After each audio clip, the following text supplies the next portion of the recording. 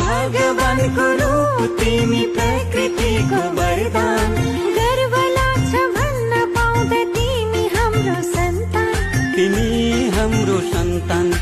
आज तिमीलाई अन्न खुवाउने यो हो शुभ दिन हामी धेरै खुसी छौँ तिमीलाई पाएदेखि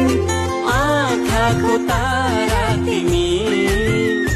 हाम्रो जिउने सहारा तिमी आज तिमीलाई अन्न खुवाउने यो हो शुभ दिन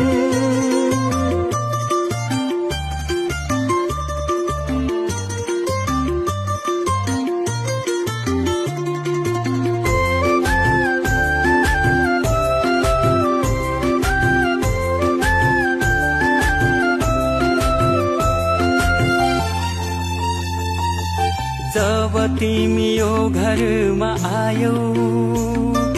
चारैतिर खुसियाली छायो जब तिमी यो घरमा आयौ चारैतिर खुसियाली छायो